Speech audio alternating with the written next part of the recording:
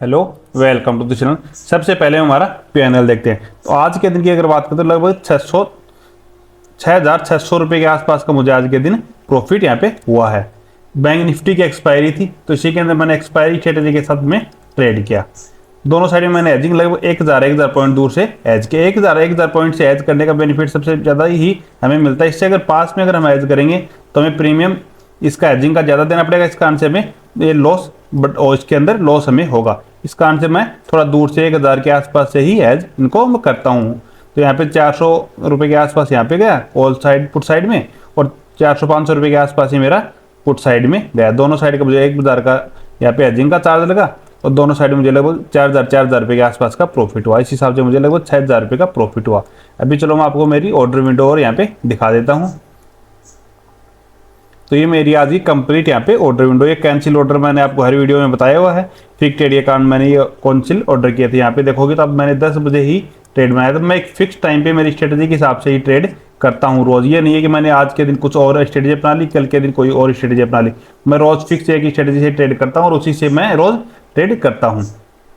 अगर आपको भी स्ट्रेटजी सीखनी है तो आप मेरे से संपर्क कर सकते हैं चैनल से नंबर लेके, या फिर आप किसी भी सोर्स में भी आपको मेरे नंबर मिल जाएंगे। अभी चलो हम कल के दिन निफ्टी में कैसे काम कर सकते हैं वो देखते हैं। निफ्टी की कल के दिन हमारी एक्सपायरी है तो अभी देखेंगे निफ्टी पिछले काफ़ी टाइम से इसी एक रेंज के अंदर है।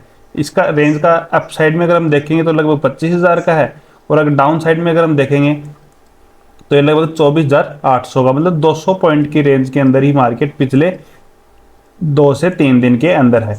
तो अभी मार्केट के अंदर एक मूवमेंट अप साइड में भी आ सकता है या फिर डाउन साइड में भी आ सकता है। ज़्यादा चांसेस यही है कि मार्केट अप साइड में ही चांसेस है, क्योंकि एक तो विक्स की अगर हम बात करें तो विक्स बहुत कम है।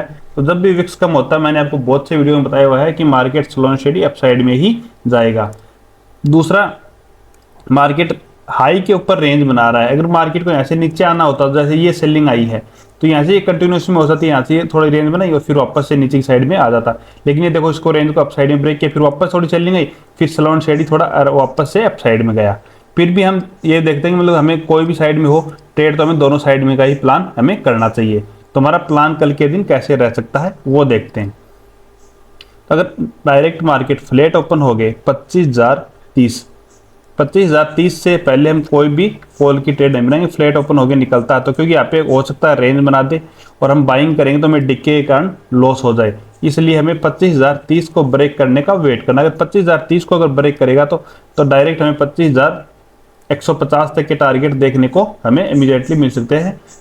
1 से 1.5 घंटे के अंदर ही हमें ये टारगेट देखने को मिल जाएंगे। तो ये हमारी ट्रेड रहेगी। 25,030 को अपसाइड में ब्रेक करेगा तो हम यहाँ पे कॉल की पोजीशन को बाय करेंगे, फ्लैट ओपन हो गए। दूसरा, अगर हमें फ्लैट ओपन हो गए मार्केट नीचे की साइड चलना स्टार्ट होता तो हमें पहले पुट की ट्राई बिल्कुल भी नहीं करनी है कि हमें पुट का देख लिए। जब तक इस ट्रेड लाइन को ब्रेक नहीं करता है हमें कोई भी पुट की ट्राई नहीं करनी है। हो सकता है यहाँ से हमें पहले सपोर्ट ही देखना है, क्योंकि मार्केट के अंदर हम अभी बुलिश है तो इस हिसाब से हमें यहाँ पे एक बारी सपोर्ट ही देखना है। तो हमारा टारगेट ये रहेगा, मतलब कि अगर इस ट्रेड लाइन के आसपास अगर हमें मिलेगा तो हम 30 पॉइंट का एक ऐसा लगा के यहाँ पे कॉल की पोजीशन को बाई करेंगे, या फिर हम पुट को सेल भी यहाँ पे कर सकते हैं।